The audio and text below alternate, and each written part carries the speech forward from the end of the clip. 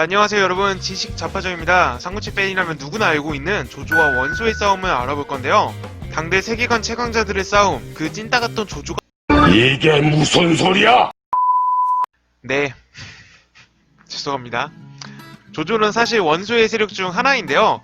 굳이 따지자면 같은 회사는 아닌데 원청과 하청의 관계쯤 되는 것 같아요. 원소는 항상 자신의 후반을 안정시키기 위해서 조조를 이용했습니다. 하지만 조조는 세력을 키워 결국 원소를 무찌르고 승리를 하는데요. 압도적인 원소는 어째서 조조에게 패퇴를 하였을까요? 한번 알아보겠습니다. 개인적인 생각이니까요. 재미로만 봐주세요. 원소 입장에서는 조조는 오래인 친구이자 자기 진영의 한 축이었다고 믿었던 것 같습니다. 비약이 좀 심한가요? 한 축까지는 아니더라도 조조를 컨트롤할 자신은 있었던 것 같습니다. 실제로 조조는 원소에게 빌붙었던 적이 많았는데요. 동근태수와 연주목자리도 원소가 만들어준 것이며 여포와의 사투는 원소가 구원을 해주었기에 위기를 넘길 수 있었죠. 그랬던 조조가 헌제를 옹립하면서 원소에게 정면으로 대항하기 시작하였는데요. 마침 199년에 조조는 한해의 수고를 공격하여 한해를 얻게 됩니다. 수고염.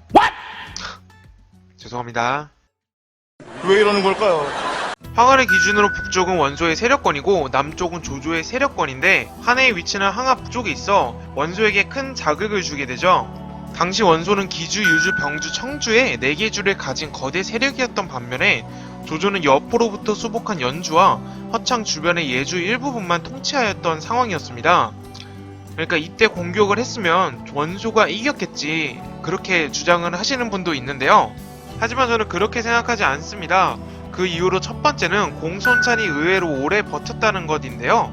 191년부터 199년까지 공손찬과의 전쟁으로 원소 세력은 지친 상태였을 것이고 그 때문에 휴식을 취하고 싶었겠죠. 휴식뿐만이 아니라 두 번째 이유도 있는데요. 바로 영토 장악력입니다. 공손찬의 멸망 후 바로 조조와 전쟁을 치른다. 말이 안 되죠. 이게 생각보다 힘듭니다. 그 이유는 고대의 정권은 연합정권이라 공송찬을 없앴다고 하더라도 공송찬의 세력이 완전히 흡수할 수 있는 것도 아니고 각각의 지방에서 독자적인 세력들이 분명히 있었을 테니까요. 따라서 원소는 화북지역을 완전히 흡수할 시간을 갖고 싶었던 것이죠. 하지만 원소는 내부 정비도 하지 못하고 바로 조조와 전쟁을 하게 됩니다. 조조가 유비를 공격하고 서주를 차지하게 된 것인데요.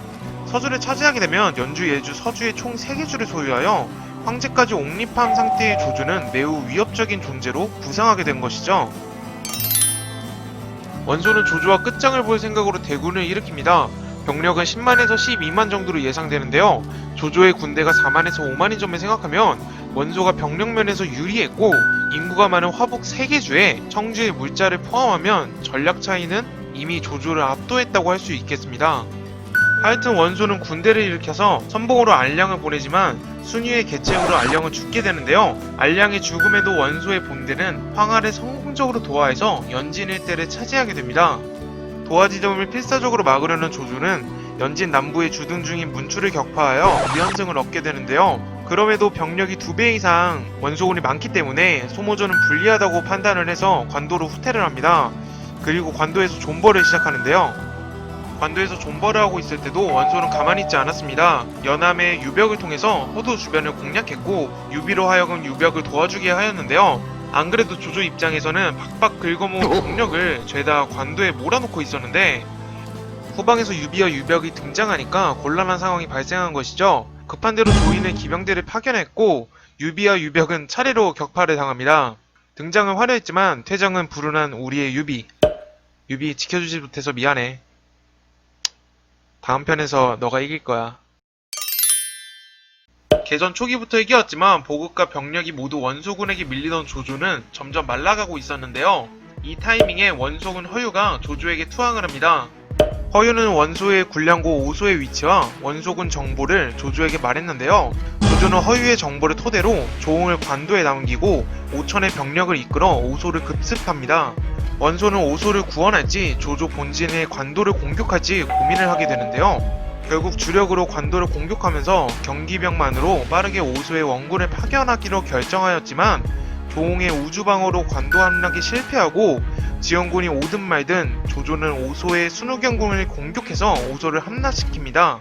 엎친 데 덮친 격으로 관도를 공격하던 장학과 고람은 그대로 조조에게 투항을 하게 되고, 마지막으로 후퇴한 창정에서도 원소군은 패퇴하여 화북으로 돌아가게 됩니다. 이후 원소는 사망하게 되고 삼남 원상이 뒤를 잇지만 장남 원단과 내분으로 원가는 끝내 멸망하게 됩니다. 많은 사람들이 원소를 무능하다고 치부합니다. 혹은 우유부단하다고도 합니다. 하지만 저는 그렇게 생각하지는 않는데요. 오소 기습전까지는 조조는 분명히 말라 죽고 있었고, 관도 본진에 대한 공격도 관도가 뚫리면 예주 허창까지 별다른 방어선이 없기 때문에 저는 충분히 할 수 있는 전략적인 선택이라고 생각을 합니다. 하지만 그에게는 치명적인 단점이 있는데요. 남의 의견을 무시하는 태도와 듣지 않는 성격은 내부적으로 반발을 일으켜서 중요한 시기에 고위급 인사들이 대거 조조에게 투항하는 결과를 일으켰고, 오롯이 개인과 일부 친애하는 신하들만 의견을 반영하는 행동들은 내부적인 파벌을 만들어서 원소 사후의 내부 분열을 일으키게 만들었습니다. 그의 전략적인 판단은 옳았겠지만 치명적인 단점으로 인사관리를 못해서 그는 실패했다고 할 수 있겠습니다. 여러분은 원소가 관도에서 진 이유가 무엇이라고 생각하시나요? 의견이 있으시면 댓글로 꼭 작성을 해주시고요. 영상이 재밌으셨다면 구독과 좋아요를 꼭 눌러주세요. 저는 다음 영상에서 찾아뵙겠습니다. 시청해주셔서 감사합니다.